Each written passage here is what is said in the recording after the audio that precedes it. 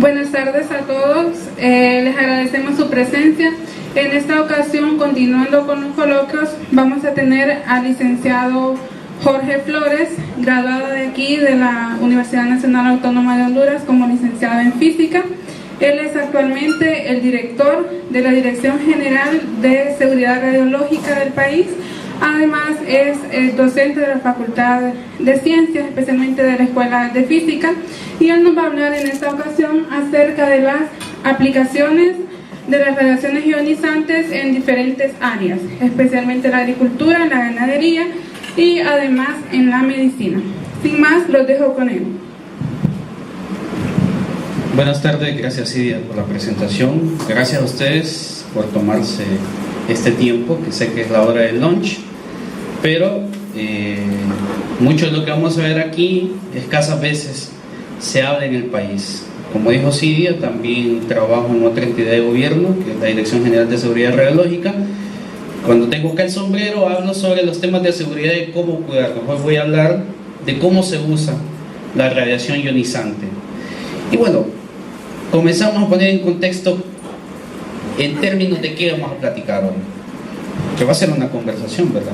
No solamente voy a estar yo hablando, también quiero que ustedes me den sus impresiones. Cuando se les viene a la mente el concepto de radiación, generalmente piensan en antenas, radio, televisor, el microondas, cosas de ese tipo. La luz, especialmente para los físicos, ¿sí? Energía nuclear, y de ahí, si se quieren poner un poco tétricos, Chernobyl, la bomba nuclear. Cuento que de eso no vamos a hablar. Vamos a hablar de las cosas buenas que hace la radiación. Pero primero, para ello tenemos que distinguirla, porque en general cuando hablamos de aplicaciones de radiación tenemos que distinguirla por una característica principal, y es un efecto que produce en la materia. Mis alumnos de las clases de radiaciones saben de lo amplio que hemos hablado de este tema de la ionización, porque al final es un efecto que se produce en la materia, y debido a ese efecto producido en la materia es el por qué se le da el nombre de radiación ionizante. En términos sencillos, la radiación ionizante es aquella que tiene la capacidad de producir iones. En nuestra clase de química nos han enseñado que los iones son átomos que tienen un desequilibrio eléctrico, es decir, que tienen un exceso de carga, que puede ser negativa o positiva dependiendo de cuánta carga les sobra. No vamos a entrar en ese detalle porque no interesa tanto en este momento. Así, un brochazo, les cuento que las radiaciones se utilizan en medicina para el tratamiento de cáncer. Para ustedes es conocido los equipos de cobaltoterapia, mal llamados, aunque también lo he encontrado en la literatura internacional, como bombas de cobalto. No son bombas porque no estallan ni tampoco bombean material, ¿sí? Es un mal nombre que se les ha puesto. A mí no me gusta, aunque alguna gente los conoce así, no es que sea malo, pero los equipos que se utilizan para el tratamiento de cáncer se llaman equipos de radioterapia en general. Vamos a ver distintos tipos aquí. También es conocido por ustedes que las radiaciones pueden utilizarse para exámenes diagnósticos. ¿Cuándo? Por ejemplo, cuando se utilizan rayos X. Los rayos X es un tipo de radiación ionizante y también se utiliza para esterilización de sangre, por ejemplo, cuando queremos reducir la aparición de virus o algunos patógenos, enfermedades, parásitos, ¿sí? Tratar de que esa sangre llegue a los receptores de los donantes lo más sana posible. Y esterilización. Quienes tienen familiares que utilizan jeringuillas descartables para administrarse insulina, para controlar su diabetes, esas jeringuillas y cualquier dispositivo plástico utilizado en medicina es esterilizado mediante radiación. Es una de las tecnologías utilizadas, ¿sí? En otros países existen empresas que tienen fuentes muy grandes que se utilizan para esterilizar productos médicos. No se vuelven radiactivos, pero eliminan virus y posibles enfermedades que puedan, o contaminantes patógenos, es decir, virus, seres que pueden estar en el material y producir enfermedades, que es lo que se intenta evitar. En industria en general se utiliza en la exploración de pozos. Honduras también está haciendo, les cuento, está explorando la posibilidad de poder comercializar petróleo. Hay petróleo en Honduras, solo que no sabemos en qué cantidad y si es viable. ¿Sí? Para medidores de radiaciones industriales, vamos a verlo más adelante, me estoy frenando mucho en esta diapositiva. Investigaciones, hay miles de tipos, modelos de investigación, hay una gran variedad. Quedaré en deuda en esta área, ¿verdad? Porque es un tanto más específica, hay muchas investigaciones en el tema con radiaciones, y muy conocido por ustedes el tema de la energía nuclear, que es uno de los usos pacíficos y que promueven los distintos países que quieren darle un buen uso a la energía. Todo lo que tiene que ver con armas, eso es un uso no pacífico, un uso militar, que es lo que intenta, se dice entre comillas, es disuadir la acción de otros países, alguna acción militar para invadir. En el caso de Corea lo que quiere es intimidar a Estados Unidos y lo está haciendo, ¿verdad? Ya tiene el pobre Donald Trump colorado, ¿verdad? Pensando en los misiles nucleares que pueden llegarle desde Corea del Norte. Y bueno, otras aplicaciones por ahí, faros y satélites como elementos productores de energía, en el caso de las fuentes que emiten radiación beta. Vamos a empezar por las que son más comunes, las que vemos a diario. Vamos a explicar un poquito cómo funcionan, no de la manera así estrictamente científica, ¿verdad? Pero vamos a ver un esbozo general de algunos detalles de cómo las radiaciones aportan beneficios más de la mala imagen que se ha formado sobre ellas, porque curan personas, ayudan al desarrollo de las naciones. Y este es el caso de la medicina. Cito un artículo que apareció en esta revista, ¿sí? El científico, The Scientist, donde se relata cuando se produjo la primera röntgengrafía, ¿sí? Es decir, la primera radiografía, y esto es la mano, miren qué pícaro, ¿verdad? Hizo que la esposa se tomara la radiografía, no él, ¿verdad? Él dijo, puso la excusa, yo voy a usar el aparatito, vos pones la mano, ¿sí? Esto que ven aquí es el anillo de bodas, ¿sí? Oro, alta densidad, ¿verdad? Poca penetración de radiación de gamma. Y fue uno de las primeras aplicaciones donde se comenzó a utilizar la radiación ionizante, porque tenía la capacidad de imprimir determinados materiales con las imágenes que eran atravesadas, producto de los materiales que eran atravesados por la radiación ionizante. Hay distintos procesos, mecanismos, tecnologías que se utilizan hoy por hoy, pero de a poco esa tecnología de película se ha ido sustituyendo por detectores digitales. Y bueno, ¿qué dio como resultado eso? Que pudimos adentrarnos en un mundo nuevo, conocer el interior del cuerpo humano. De hecho, en el artículo que cito en el inicio, se habla que la primera aplicación médica fue encontrar canicas, una canica de una moneda que se había quedado atrapada en la garganta de un niño que fue llevado a un hospital de Glasgow. Ahí está la historia, pueden buscarlo, ¿sí? Bueno, como les dije, eso nos permitió nosotros tener una visión del interior del cuerpo humano, una forma de, la manera de parodia, ¿verdad? Nos damos cuenta de que la rana René realmente es eso, ¿verdad? Es un títere, ¿verdad? Manipulado por una persona. O sea, nos abrió la mente, nos dio acceso a una nueva realidad que existe. Sin embargo, y hoy por hoy, las radiaciones,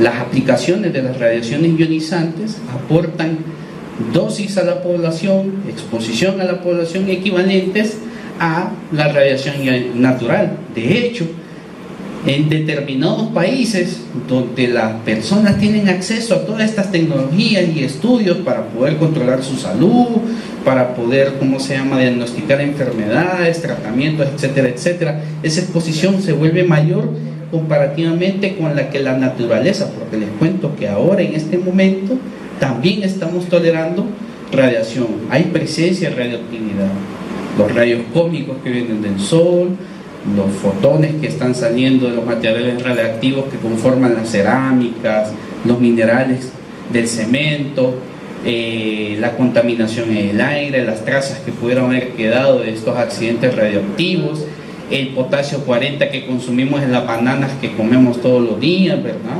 Para los que fuman, el polonio 210, ¿sí? Claro, en cantidades que son tan minúsculas que el cuerpo ha desarrollado tolerancia a resistir el efecto de radiación. Generalmente, aprovechamos el efecto, las aplicaciones de la radiación en la medicina basadas en el efecto que producen en la materia. Ese efecto en la materia puede ser utilizado en una técnica médica llamada radioterapia y también para la esterilización de instrumental quirúrgico o elementos que van a ser utilizados cuando entran en contacto con tejidos. Otro de los efectos aprovechados de la radiación ionizante es el resultado de esa interacción. En el caso de la impresión de las imágenes, el parlante me odia, es el efecto producido en las láminas radiográficas al atravesar la radiación ionizante a través de distintas densidades, ¿sí? Los compañeros radiotecnólogos conocen mucho de esa tecnología y saben utilizarla. Otra de las técnicas, otra de las propiedades utilizadas es que también podemos hacer que el material radiactivo llegue a determinadas partes del cuerpo. Podemos hacer, por ejemplo, como dice aquí, autorradiografía celular o radioinmunoanálisis y distintas técnicas, y es llevar el material radiactivo a determinadas células. En el caso de una de las tecnologías que se utiliza aquí en Honduras es el tratamiento del cáncer de tiroides, donde utilizamos yodo radiactivo para que ese material que es radiactivo llegue a una de las glándulas que requiere yodo para su funcionamiento. En general lo que hacemos es, digo yo, porque nos metemos a lo físico, ¿verdad? Pertenecemos a ese gran gremio, radiobiólogos, es utilizar bioquímicos, proteínas, radiofármacos, montar el átomo radioactivo en la composición química de esa sustancia, estudiar cómo lo metaboliza el cuerpo y ver qué cantidad llega hasta ese órgano que queremos o estudiar o tratar. Porque en medicina existen dos procesos en general. Uno es el diagnóstico, que es averiguar qué le pasa al cuerpo, y otro es el curar a la persona, que es la terapia. Y así se dividen en dos grandes grupos las aplicaciones en medicina. El radiodiagnóstico, que es utilizar tecnología para determinar enfermedades, padecimientos, ¿sí? La radioterapia, que es utilizar radiación para curar, y la medicina nuclear, que comparte las dos áreas, que sirven tanto para diagnosticar como para tratar personas, ¿sí? Esto, por ejemplo, aquí es un centellograma de una persona que se le ha agregado material radiactivo, generalmente tecnecio. Se hace que se irrigue a través del proceso natural o la biomecánica del cuerpo, la biocinética, y el material radioactivo llega aquí a zonas donde probablemente exista una enfermedad, particularmente en el caso de algunos cánceres, de algunas enfermedades cancerosas. Las células tienen la particularidad que se alimentan muy rápido. Podemos montar ese isótopo o esa molécula radiactiva en un químico o en el alimento de las células cancerosas, y ellas comienzan a llenarse el material radiactivo. Luego se utiliza un equipamiento especial y comenzamos a ver cuáles son las zonas hipercaptantes o hipocaptantes, es decir, a dónde se ha difundido la enfermedad. Esto generalmente se utiliza cuando hay metástasis de cáncer, un estudio con la gamma cámara. Hay equipamiento para hacer los estudios aquí en Honduras. Y bueno, como dijimos, el radiodiagnóstico nos permite primero determinar estructuras. Vean, por ejemplo, aquí en el caso de la tortuguita, donde están los huevos de la progenie, es decir, de las tortuguitas que van a nacer. Este es un mono, ¿verdad? Estuvimos ahora viendo, no se parece a un humano, pero si ven el feto se parece un poco a una persona, ¿verdad? muy utilizado por los dentistas cuando quieren ver si hay enfermedades o malformaciones. Vean, por ejemplo, aquí, no conozco el término médico, pero supongo que esto es un diente que está impactado, ¿verdad? Está ahí haciendo un caos, ¿sí? Cuando llega el paciente donde el doctor dice me duele pero no sabe dónde, entonces el médico tiene que llevarlo, hacerse un estudio y bueno, determina que existe una pieza dental que está generando un malestar. Todo eso se puede hacer con equipos de rayos X. Muchas personas preguntan, ¿qué sucede con la resonancia magnética? Es una tecnología parecida. Puede ser complementaria o puede ser una opción. Como dice el documento, se usa bajo los mismos principios, se produce una radiación, ¿sí?, que es de la misma naturaleza de la radiación ionizante, radiación electromagnética, y finalmente dice que es menos perjudicial porque utiliza radiación que no es ionizante. Los principios de funcionamiento son un poco distintos, ¿verdad?, comparativamente con otros equipamientos, y como dije, puede ser una técnica complementaria a otros equipos a utilizar. En el caso de la radioterapia, lo que nosotros intentamos es irradiar un tejido que está enfermo y reducir la tasa de crecimiento, porque la radiación afecta tanto a las células que están buenas como a las malas, solo que en el caso de los tumores o el cáncer tiene la particularidad que crecen más rápido que las células normales. El arte de la radioterapia, es decir, utilizar radiación para tratar enfermedades, es tratar de llevar la cantidad de radiación suficiente para matar las células cancerosas, pero sin dañar los tejidos que están sanos. Por eso los equipamientos, vamos a ver más adelante, tienen personas muy especializadas en el tema. Hay toda una planificación. No llega usted, gracias, no llega usted a la clínica, ¿verdad?, y media hora después lo está metiendo en una sesión de radioterapia. Es todo un proceso de planificación que puede durar hasta un mes. Tienen que hacerle simulaciones, tienen que hacerle estudios, ver si usted está en condición física para soportar la radiación, etcétera, etcétera, si es viable o no. Todo eso lo hace un médico. Y no lo hace solo, lo hace con un conjunto de profesionales donde está involucrado un físico. ¿Qué es lo que hace el físico? El físico es el que acota, el que garantiza que este haz de radiación tiene la suficiente cantidad de actividad y energía para llegar a ese tumor, ¿sí? Es el que estudia si el equipo está en condiciones para ser utilizado con pacientes y muchas otras funciones más que tiene el físico. No sé cómo va con el tiempo, me hacen señales. Mira, está así, me está controlando. Como dice, bueno, la radioterapia es una técnica de alta precisión, ¿verdad? Se requiere personal especializado. Hoy por hoy ha avanzado muchísimo, fuimos sustituyendo la fuente radiactiva y ahora estamos utilizando estos equipamientos que se llaman aceleradores lineales. Vean el gran cuerpo, ¿verdad?, de equipamiento. Generalmente estas piezas tienen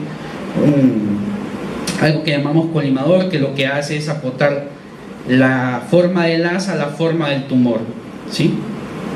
Más adelante vamos a ver cómo funciona eso. En general, la radioterapia se divide en dos grandes actividades médicas o prácticas médicas. La braquiterapia, ¿sí?, que puede ser superficial, es decir, cuando el material radiactivo está por encima del tejido. Endocavitaria o intersticial. Me he enredado con esos términos, no soy médico, me complico con eso. Y los distintos tipos de materiales radiactivos: estroncio 90, itrio, cesio 137, particularmente cuando se hacía braquiterapia de carga manual, cuando se trata de cáncer de cervix, se utilizan unos aplicadores especiales que se introducen en los genitales de la mujer, ¿verdad? O puede ser también el caso en el cáncer de próstata, porque tampoco los hombres estamos excluidos, ¿verdad?, de recibir ese tipo de tratamientos. Y créanme que es terriblemente horrible una terapia con iridio 132 para cáncer de próstata. Aquí que se ríe, ¿verdad?, porque sí ha visto la fotografía. Yo no la traje, no quiero traumar a nadie, especialmente los varones. También se utilizaban equipos generadores de radiación, rayos X con distintas tensiones. Hoy por hoy se utilizan aceleradores lineales que tienen la capacidad de controlar la cantidad de energía, etcétera, etcétera. Hace algún tiempo la teleterapia se utilizaba cesio 137, CS137 significa cesio 137, cobalto 60.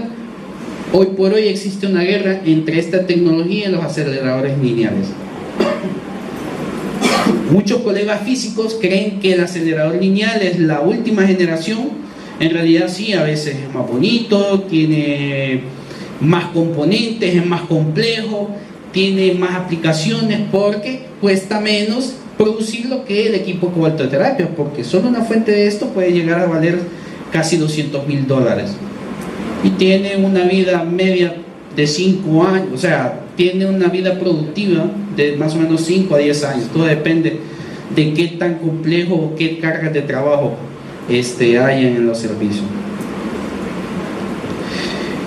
Como decía, en el caso de la braquiterapia se diferencia de la otra técnica porque en el caso de la braquiterapia la fuente está en contacto directo con el tejido. El arte de utilizar las fuentes radiactivas es colocarlas en la zona enferma, ¿verdad? En el tejido que se va a tratar, pero controlar que los tejidos adyacentes no se sobreexpongan a la radiación. Para eso también hay toda una planificación. Les cuento que en Honduras va a llegar un equipamiento nuevo que va a estar en uno de los servicios públicos y va a tener la capacidad de tratar cáncer de cervix con una mejor probabilidad de supervivencia para las pacientes. Hace algún tiempo se utilizaba radio 226, se descontinuó por algunos problemas de contaminación. Por ahí les hablaba a mis alumnos de radiaciones que alguien se robó. Hace algún tiempo se producían estas fuentes con radio 226 en una cápsula con oro. ¿Por qué el oro? Porque se utilizaba en braquiterapia. ¿Qué dijimos que era la braquiterapia? Era la utilización de materia radiactiva en contacto con los tejidos. El oro reacciona poco. Alguien se robó las cápsulas radiactivas, la llevó a un joyero y terminó fundiendo el radio 26 junto con el oro de las cápsulas. Por ahí andan circulando, no en el país, en otro país, joyas de oro contaminadas con radio. ¿Sí? Y por muchos otros problemas, ¿verdad? En el caso de Honduras, nosotros en la Secretaría, voy a ponerme un ratito el sombrero de mi ambiente, gestionamos cerca de 90 y fracción fuentes de radio 26 que ya no se utilizaban y que tenían que estar en una condición segura. Y bueno, otros isótopos por ahí, el caso del cesio 137 también se descontinuó en su uso en la teleterapia por los problemas de contaminación. Resulta que de los años 70, 60, 70 por ahí, la manera de producir el cesio era a través de una sal. Hoy por hoy se utilizan matrices cerámicas, es decir, difundo yo el material en una cerámica, lo fundo y entonces ya no hay problemas de contaminación. Hay un accidente muy famoso en Brasil, Goiânia, donde se contaminaron, creo que fueron como 200 viviendas. A la fecha está costando cerca de 3 millones la remediación de ese, $3 millones. Fue un problema para Brasil, pero fue producto de desmantelar un equipo con cesio 137 por parte de unos chatarreros. Lo que terminaron haciendo fue contaminando una gran zona. Y bueno, hemos migrado un poco al cobalto, ¿verdad? También está incursionando en la braquiterapia. Próximamente vamos a tener un equipo de esos aquí en Honduras, en el Hospital San Felipe. Esa es la idea. Y por ahí también se está utilizando iridio 192 con las complicaciones que tiene con los cortos periodos de semidesintegración, es decir, dura muy poco la radioactividad y hay que estarlo recambiando en periodos de 3 o 4 meses, no recuerdo por ahí. ¿Sí? Algunos isótopos, en el caso de medicina nuclear para diagnóstico, galio, talio, yodo 123 para hacer gamografías de cuerpo entero. Mención especial, yo diría honoríficas, por el coste tecnológico de producir carbono 11, oxígeno 15, flúor. Se ocupa una gran tecnología, un ciclotrón, una tomografía por un PET, ¿verdad? Un tomógrafo que utiliza esta técnica, ¿sí? Emisión de positrones. Y la característica, digo honorífica, en el sentido que se ocupa demasiado recurso para producir isótopos que duran muy poco. En el caso de, por ejemplo, el carbono y el oxígeno, flúor, en términos de horas, días, y hay que utilizar una gran cantidad de tecnología para su producción. En el caso de la medicina nuclear, también hay aplicaciones de tipo terapéutico. La más utilizada hoy por hoy es el yodo 131. Una de las complicaciones que tiene el yodo es el tema de que se evapora a temperatura ambiente y hay que manejar sistemas de ventilación, filtros de captura, o sea que todas estas tecnologías también conllevan una gran cantidad de elementos de seguridad para su control y uso. Algunos ejemplos, fotografías, los equipos de cobaltoterapia. Este es un Elite 100 que los pueden ver algún día, se dan una pasadita por ahí o tienen algún familiar, bueno, yo quiera que nunca les toque, ¿verdad?, ser pacientes. Pero estos equipamientos son utilizados. Aquí en Honduras tenemos 3 de estos. Este creo que es un Elite 100. San Felipe tiene 2. Emma Romero Calleja cuenta con 1. Un acelerador lineal, ¿sí? Casi todos son más o menos de la misma forma, pero la tecnología se fundamenta en este gran cabezal, ¿verdad? Que esto es un blindaje de plomo y en el interior hay una pequeña, le decimos meloncito de uranio empobrecido. Ahí se alberga la fuente que recorre un canal. La fuente migra desde una posición segura hasta una posición de exposición y emite radiación. Esta pieza que está aquí se llama colimador y es la que controla la cantidad de radiación que llega al paciente. Lo mismo en el caso del acelerador, solo que en el caso del acelerador no tiene fuente radiactiva, sino que utiliza energía eléctrica para producir la radiación. De ahí todos los sistemas son muy parecidos.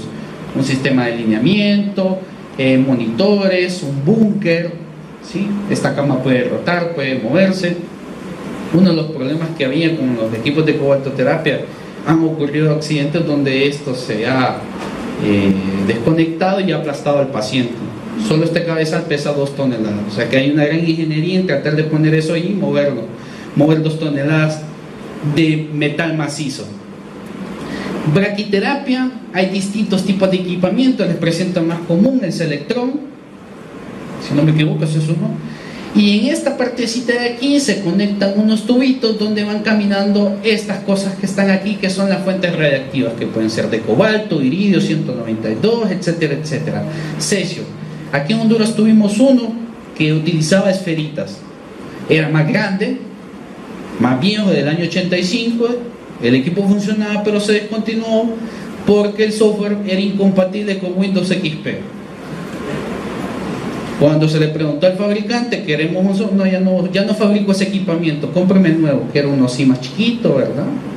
¿Sí? Y bueno, los distintos equipos. Si se van fijando, va apareciendo unas letritas rojas que habla de una categorización. Es una categorización que se hace en términos de seguridad y la peligrosidad del equipo. El cuchillo gamma o gamma knife es una tecnología nueva, tiene esto que se ve aquí, no sé si lo distingue, es una especie de casco, incorpora una gran cantidad de fuentes reactivas y lo que intenta es tratar enfermedades o tumores cerebrales. Este es un gran cuerpo blindado donde se guardan las fuentes radiactivas y luego un sistema computarizado las va alojando en unas cavidades especiales que de acuerdo al tumor se va configurando la posición de esas fuentes radiactivas. El paciente entra aquí a esta parte, ¿verdad? O depende del tipo de equipamiento, este casco se va moviendo, también se le pone un aplicador especial, ¿verdad? Porque una de las complicaciones de estas técnicas es que el paciente no se puede mover ni 1 milímetro. Para personas que están en estado crítico son terapias muy cansadas, muy complicadas, porque los sistemas de inmovilización los priva de movimiento. Una persona con claustrofobia creo que tiene que sedarse, ¿no? Depende del tipo de eso. Todo eso hay un manejo muy complejo con estos tipos de pacientes. En investigación o en aplicaciones médicas también están los irradiadores gamma, que básicamente, como dijimos, cuando esterilizamos sangre, o sea que queremos prevenir que virus o bacterias puedan incorporarse o puedan irse en la sangre, se utilizan estos equipamientos para mejorar la sobrevida de la sangre, es decir, que pueda permanecer más tiempo almacenada. Son muy utilizados en hospitales donde se utilizan grandes bancos de transfusión, etcétera, etcétera, utilizan fuentes de cesio, también hay equipamientos con cobalto 60, ¿sí? Y en general, bueno, si hablamos de temas de seguridad, la mayor parte de las fuentes radiactivas traen este símbolo. La historia de este símbolo es interesante porque tiene que ver con el diseño de la primera bomba nuclear, ¿sí? Es el famoso trisector. Hoy por hoy existe un símbolo internacionalmente adoptado mediante una norma ISO, ¿sí? Y como dice la diapositiva, la mayor parte de las fuentes radiactivas es obligatorio que vengan marcados con el tipo de isótopo, el trisector, indicando que es un material peligroso. Voy a pasarme a otro lado, ¿sí? Donde vamos a ver cómo funcionan, cómo utilizamos materiales radiactivos en otras aplicaciones que no son médicas y que probablemente ustedes no han conocido. Cito esta diapositiva porque dice: son isótopos que generan preocupación porque la gran mayoría de ellos son utilizados en ambientes no médicos, es decir, salen al campo, los manipulan técnicos, ingenieros, en el caso por ejemplo de las fuentes de americio, fuentes de radio, equipamientos que utilizan estroncio, son muy utilizados en exploraciones petroleras. Cuando se hacen las exploraciones petroleras, generalmente a veces se hacen en el desierto o en medio de la selva, en medio del mar, y dice que son de preocupación porque las fuentes se pueden perder. Las herramientas que lo utilizan pueden dañarse y puede ser que las fuentes no se puedan recuperar. Un listado de los distintos isótopos que se utilizan en otras aplicaciones que no necesariamente son médicas. Si se acuerdan del numerito rojo que aparecía ahí, habla de una categoría.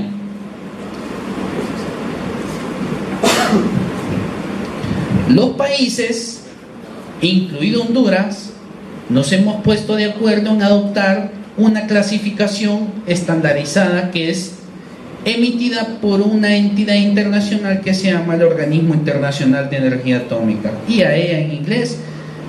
Los invito a que visiten la página porque también hay recursos para estudiantes, brochures, documentos para divulgación, y en uno de esos documentos, que es una guía de seguridad, habla de esta categorización.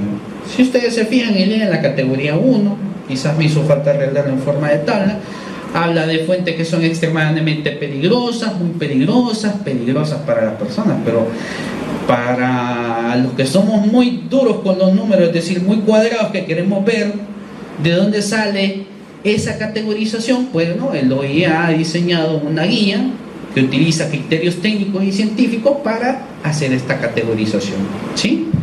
Hay fórmulas, es decir, no se le inventó a alguien porque siente que pica más el cobalto que el cesio, ¿sí? O que mata más el estroncio que otra cosa, sino que se utilizaron las actividades en función de la cantidad de material y la actividad específica para diseñar un valor que se le llama A sobre D y clasificarlo en razón de unas ecuaciones matemáticas que no vamos a entrar en ese detalle, ¿verdad? Pero lo cito.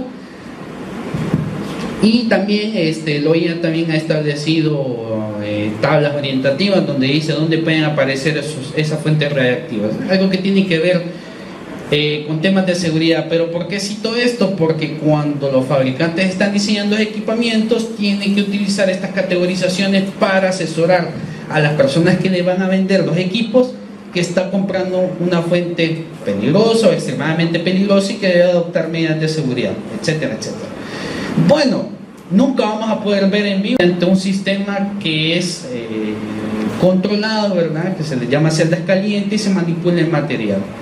Mediante normativas internacionales se ha adoptado que la disposición de ese material radioactivo se encapsule en contenedores especiales que son normados mediante unas normas ISO, que hace poco lo leí, ya se me olvidó cuál era el número, 9870, ¿por ahí? 9978, ok,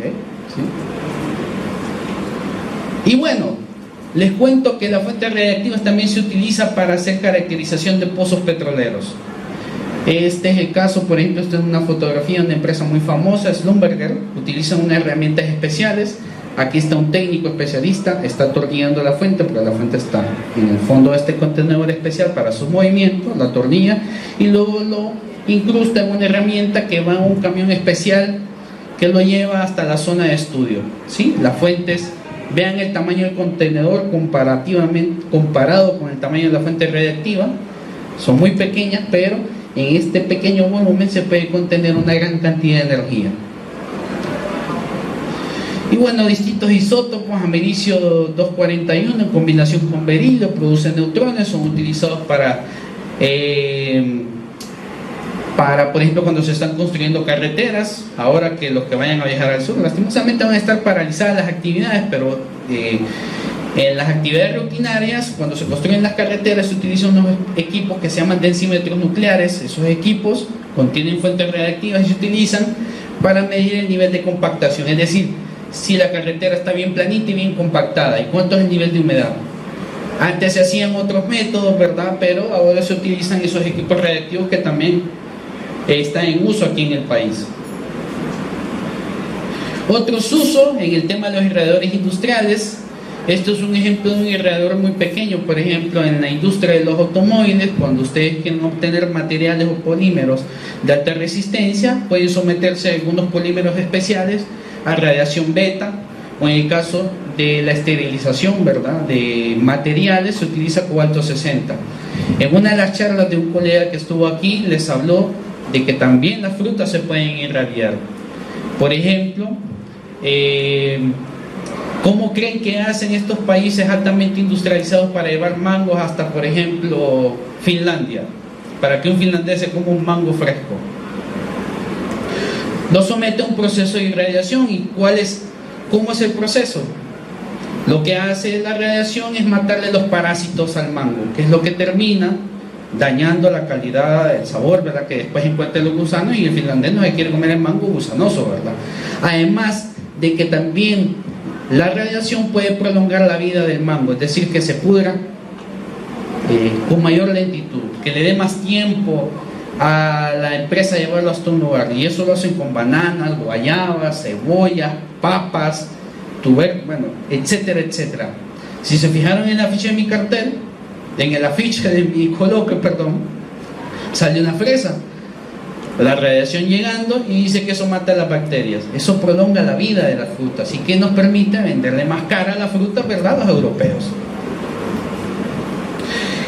También hay una técnica que se llama radiografía industrial. Cuando se están construyendo tuberías, se utilizan fuentes radiactivas para determinar si los tubos no tienen fugas o fisuras. Estos equipos son muy utilizados en procesos de construcción de plantas, etcétera, etcétera. Les cuento que aquí tuvimos uno de estos, un Gamacel 220. ¿Qué es eso? Van a decir, eso es un irradiador. ¿Para qué se utiliza? Para irradiar larvas, semillas. ¿Y por qué quiere irradiar larvas? ¿Saben cómo se está esperando combatir el virus del Zika? Irradiar larvas de mosquito. Se mete un contenedor aquí, se lleva hasta donde está la fuente, se irradian las larvas de los mosquitos, y resulta que cuando esas larvas se convierten en zancudos machos, siguen siendo normales, sobreviven a la radiación, pero con una complicación: no pueden reproducirse porque son estériles. Hay toda una industria sobre esto, hay empresas especializadas en vender larvas estériles, es decir, vender mosquitos, moscas estériles para luego lanzarlos al medio ambiente y que ellos compitan con los mosquitos que sí son, o moscas que sí son fértiles, ¿sí?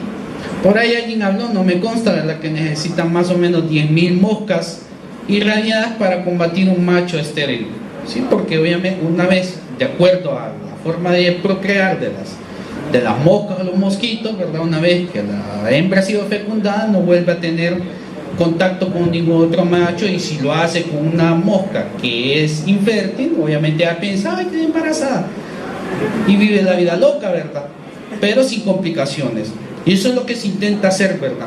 Irradiar mosquitos, liberarlos al ambiente y que no pueden reproducirse porque no pueden procrear, ¿sí? Porque le van a mandar machos que no cuajan.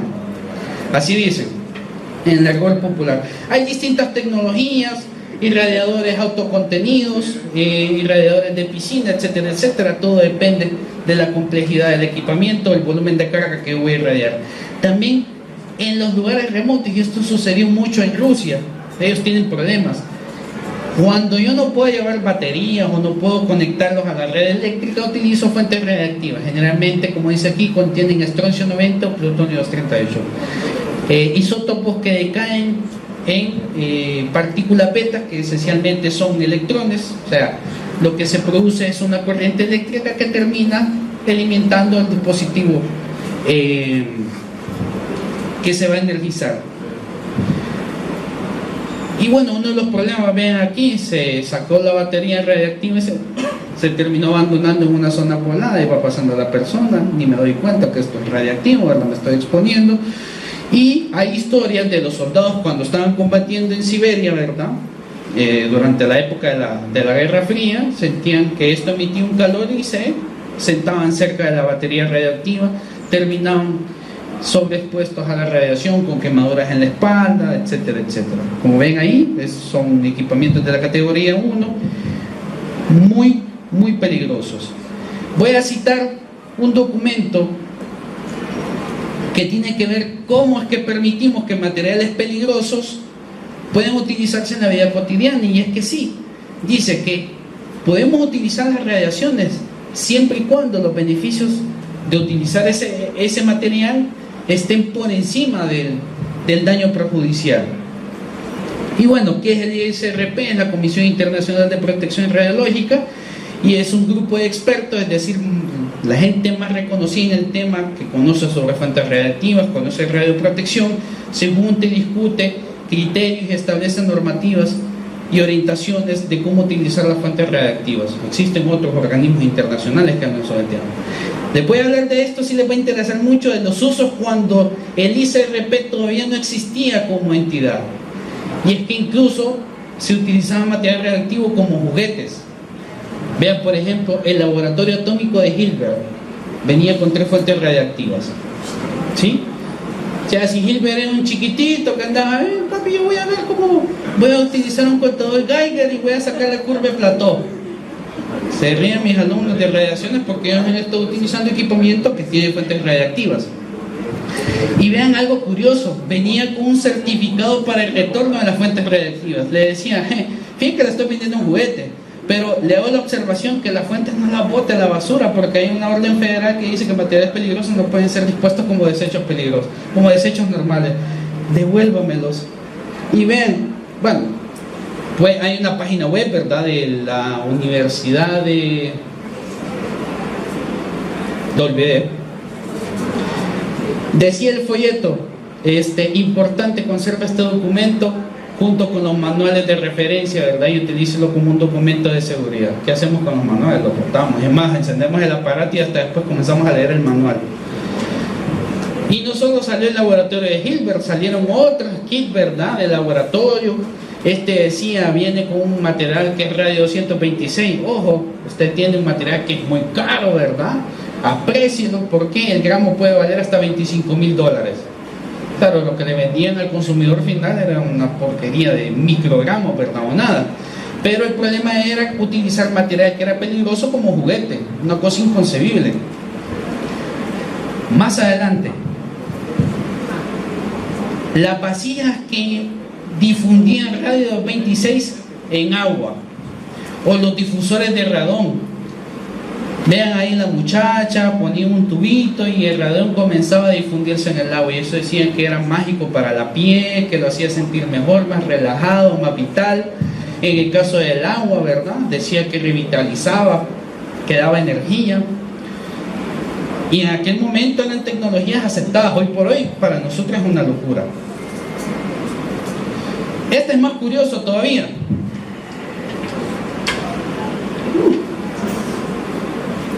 Miren qué son estos. Supositorios radiactivos. Y dicen que mejoran las hemorroides, problemas con los ovarios y la debilidad femenina.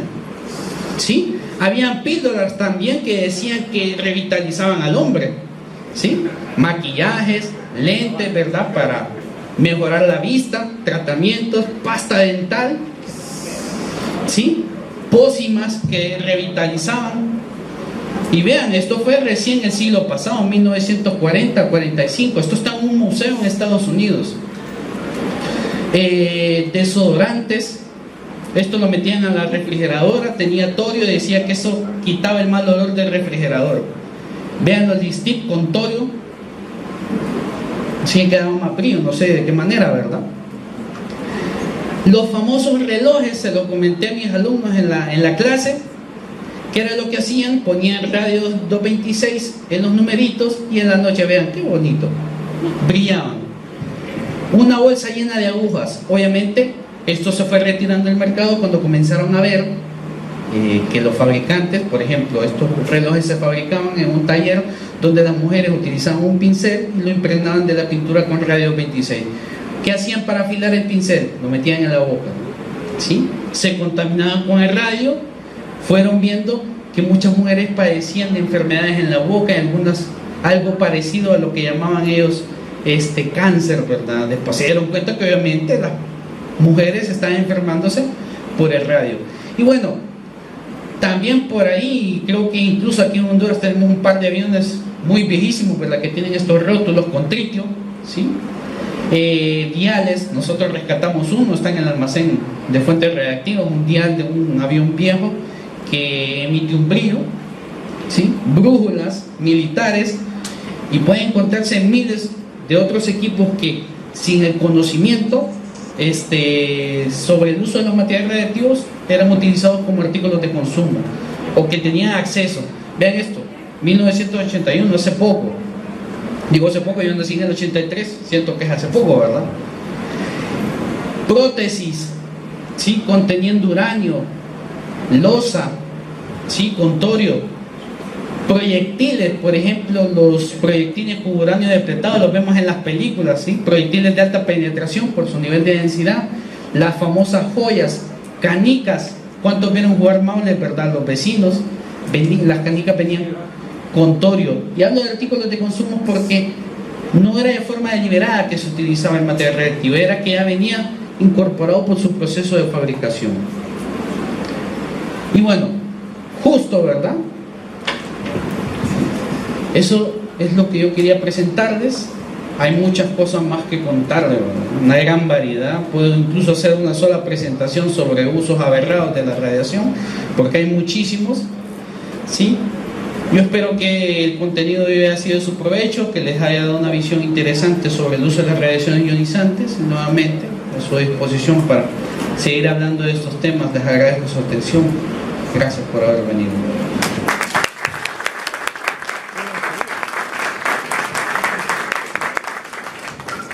Doy paso a la compañera Silvia para hacer el cierre. Bueno, pues yo lo que les iba a pedir era un aplauso para Jorge, pero ya se lo dieron. Agradecemos su presencia y les deseamos una feliz Semana Santa. Y después de Semana Santa pues seguimos con los coloquios. Entonces esperamos que ustedes puedan estar nuevamente por acá. Julio. Una pregunta, por ejemplo, cuando se hace el cálculo al utilizar un elemento radioactivo para medicina, ¿cómo se elige la fuente radioactiva? Y se pueden ser intercambiables, por ejemplo, se elige cesio 237, pero no se tiene, pero se va a utilizar otro en mayor cantidad. ¿Cómo se elige eso? Esa pregunta que es muy interesante porque realmente estás preguntando como físico qué trabajo voy a hacer o qué carajo voy a hacer yo en una clínica de radioterapia. El trabajo, el decir qué tipo de material radioactivo voy a utilizar depende de la cantidad de energía que emite, depende de las características, depende de qué tipo de enfermedades voy a tratar. Hoy por hoy, los equipos que tienen esa facilidad de intercambio de fuentes radiactivas son generalmente los equipos de braquiterapia, porque utilizan fuentes de corto periodo de semidesintegración, como el caso del iridio 192. Pero yo no he visto variantes donde se pueda cambiar de isótopo. Generalmente los equipos están casados con un isótopo en especial. ¿Por qué? Porque se aprovecha la energía que emite ese isótopo específicamente para tratar una enfermedad. Donde podemos jugar un poco con la actividad propiamente del isótopo, utilizar variedad de isótopos radiactivos es en medicina nuclear. Pero vuelvo y recalco, El tipo de isótopo o material radioactivo a utilizar dependerá de la enfermedad que yo quiero tratar. Hay isótopos que tienen periodos de semidesintegración que me sirven para determinadas enfermedades. Es decir, yo puedo meter el material radioactivo en el paciente y este decae rápido. No solo decae, sino que también es excretado a una tasa, ¿sí? Entonces todas esas características se estudian, ¿verdad? Es decir, el físico se tiene que sentar con un genetista, con un biólogo, con un fisiólogo, para decir, bueno, vamos a utilizar este material radioactivo, ¿cómo vamos a tratar esta enfermedad? O sea que el uso de las radiaciones es la conformación de un grupo multidisciplinario de profesionales que terminan tomando la decisión de justificar el uso de estos materiales. Gracias por habernos acompañado y los esperamos